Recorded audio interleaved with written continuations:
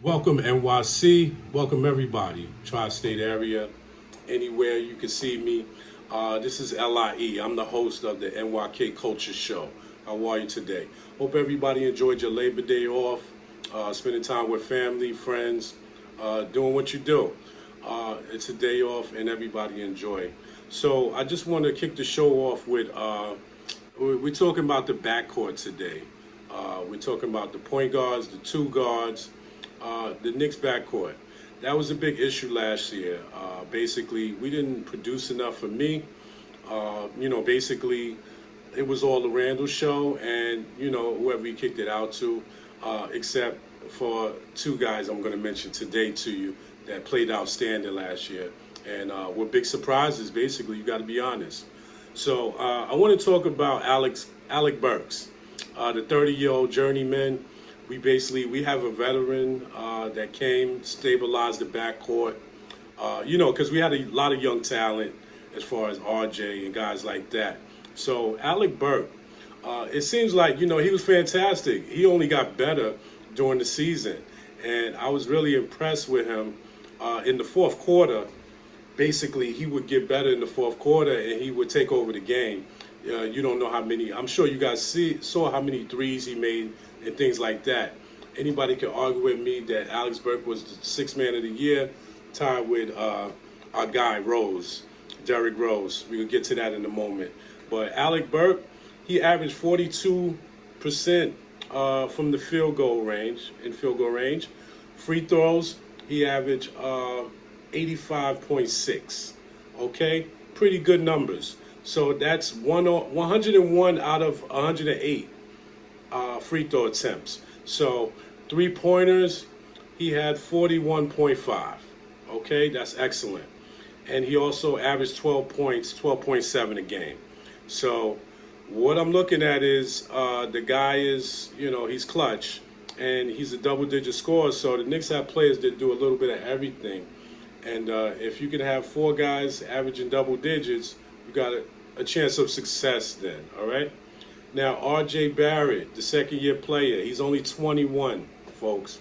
You notice he's getting better every year. His first year, rookie curve, but he got better. What did he do in the offseason? He went and got better at shooting. Basically, he rebounded better. So he had 5.8. His shooting was 44.1 from the field goal, his percentage. So his free throws were 74.6, which is fair. And it's good. You got to make free throws in the NBA. So once he got fouled, it's a rough league. You got to hold your two guard. Like I said, 3-point percentage, 40.1. He got better than last year. And his points per game, 17.6. So he was actually 10th in the NBA. Hear me, 10th in the NBA. So I think our backcourt is solidified. We have a great young talent. We also have Evan Fournier. Evan Fournier came from Boston last year. He's a 28-year-old. So, like I said, we have the veterans mixed with the young talent. So, we can only go up. We played good last year on the 28th ranked offense. We can only go up, okay? For all the doubters and naysayers, be happy. The Knicks are making good picks, and they are drafting how they're supposed to, where they have a need in the game. So, Evan Fournier, he came from Boston. He averaged 45.7 from the field goal range. Free throws, 78.8. Another guy that's, average. He's doing good. Three-pointers, 41.3. Okay? That's excellent. If you're over 40% in three-pointers, you're a good shooter. Your chances are great. So he averaged 17.1 points. Another great number. Double digits. You're playing on a good team. This team can spread it out like that. All right? So now we have Quentin Grimes. Quentin Grimes, big guard, 6'6", tough guard. All right? He averaged last year 40.6 in college. Also, three-point percentage, 40.3. 40.3. We're in the 40s. If you can do that, And that's what I say about my man Randall. He's in the 40 percentage in threes. So, and he's a power forward. Now he has a little help. So I'm excited about the season. I don't know about you, but I am. So Quentin Graham, 17.8, he averaged. Okay? Now, when you're dealing with the top guards, you have James Harden. He's 46%. You have Bradley Beal, 48%. All right? Devin Booker, 48%. All right? So, I mean, and we also have guards at the point that can play that dual role. They can play point or they can play two. So they can play with the ball or off the ball. And that's what I'm impressed by. And let's get to the point guards. That's why I'm excited about the season also. You know, we don't have to go and get, me personally, we don't have to go and get big names. Golden State didn't build their championships, you know, which they won the most games by drafting or you know, trading for free agents. They built that from the, basically from the ground up. All those guys were young, you know, which is one of the great stories of the NBA. And Mark Jackson helped build that team. He should get the credit also. But another story. Let's get back to the Knicks. Point guards. Rokas, Cacabetis. He's from Spain. He might not really play with us, but I like the you know, the pick by the Knicks. Have a European player that can, you know, service us in a year or two. So he looks pretty good. When he played in the summer league, you know, he showed that he can handle the ball.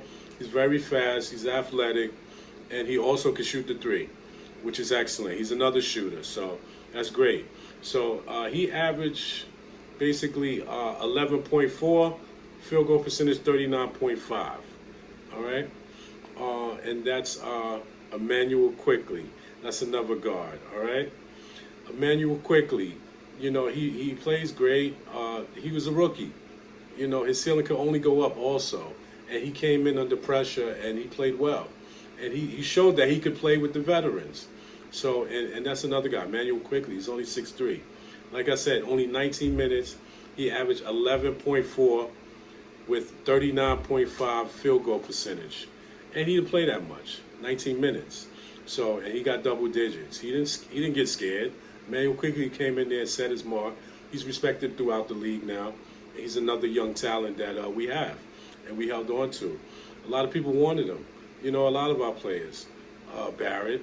But, you know, thank God for the Knicks holding on to those players. They didn't, you know, abandon ship when things weren't all that great. But we went on streaks and, you know, we did a great job. Derrick Rose, what more can we say about him? Like I said, I'm predicting him to be my sixth man of the year this year. Don't start him. Let him keep coming off the bench. Derrick Rose is great at what he does. He's not the MVP Derrick Rose anymore, but Derrick Rose definitely opened a lot of eyes. I've seen a lot of shake and bake on a lot of young guys out there and still didn't believe. That's Derrick Rose. That's D Rose. All right? D Rose averaged 14.9, and his field goal is up there with Harding and Bill and guys like that. 48.7%. All right? So, Derrick Rose is back again. Like I said, they kept him. It's all about who you keep, all right? So, we have Kemba Walker. Welcome home, Kemba, the Bronx native, back home, the hometown guy, Kemba Walker. We have him. You know, healthy, he's another one. He doesn't have to be the Kemba Walker of, you know, Charlotte or anything like that. But he could just be serviceable, do what he does, which he did last year, was average 19.3 points.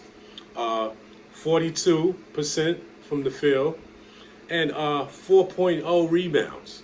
4 rebounds from a point guard. All right, that's crazy. That's what I love to see. Those are the stats that get me excited. Rebounds. Everybody's crashing.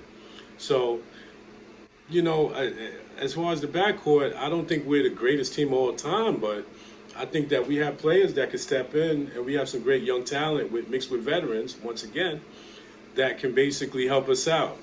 And, you know, it's not going to be just automatic. Everything looks great on paper, but everybody has to stay healthy. So we also got M.J. Walker. I looked at the highlights of this kid, M.J. Walker. He played for Florida State. another big guard, 6'6". They say he's a point guard, but most of the highlights I saw, he was shooting threes from about half court. He has NBA range, so he can hit the threes. He also is explosive. He's a dunker, and he really when he gets to the hole, he likes to finish. I also saw some things where he's a great help defender. He's very smart, and on the help defense, he's always getting steals. Reminds me of my guy Clyde, the greatest of all time. I'm not putting him in that category. He didn't play a game yet, but and I don't know how much minutes he's really going to get with the rotation. Like I said, we have 10 guards, so we have some guys that are established already. But M.J. Walker looks great, and they're picking up guys. They're picking up talent. I mean, you can't go wrong. What are you going to do? He's also a fast breaker. I've seen him that's the guy that we need. That's fast break. You have to get fast break points in the NBA. Get easy points. So what I like to see also is his court vision. I think that's why he can come in and play the point at certain times of the game. His court vision is great. He can penetrate and he finds the open man. So, I'm impressed a little bit, but because of what we already have, that's why I'm impressed. So the season is coming up, and I hope everything goes great, man. What I want to do at this moment, I want to just shout out my guy John Starks, one of the legendary players of the Knicks. He has a documentary out, Keep Shooting. Everybody support that. It's the John Starks story. All right, so he didn't have a great Game 7, but his overall career and where he came from, coming from Tulsa, Oklahoma, he came from the bottom, and his dreams really came true. He came to the Knicks, and he was a vocal point of that '94 team. John Starks, he went head up with Jordan, as you know, and of course the dunk. What's up, cousin? My cousin Scoob. Yeah, Michael Jordan was there. If you listen to the tape and you watch the video, it was well documented that Jordan and all those guys were there. The dunk. All right, that's one of the most famous plays in New York Knicks history. So I love this, man. And N.Y.K. Culture, you can reach out to me on IG at N.Y.K.culture_, and that's all small letters, all right? Small cap, no caps. So I love y'all. Thanks for the support. Hit like, share it, and also subscribe. We have some great things coming up. We're going to have some interviews with the legendary Bobby Bingo. That's Robert Smith, the one from Long Island. He played with the Jazz, and he went to Florida State. He has a great story. He's doing great things in Harlem, at the Rucker Park. And some of his players have went to the NBA. And we will have interviews with him. And we will have upcoming interviews with great Knicks legends. We're going to schedule that. And we got a lot coming up for you guys. Like I said, once again, I hope you enjoyed your day. This is NY Culture. I'm your host, LIE.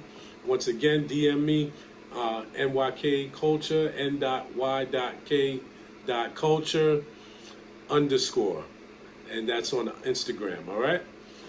Take care. In the heart of New York City, this is NYK Culture. Take it easy.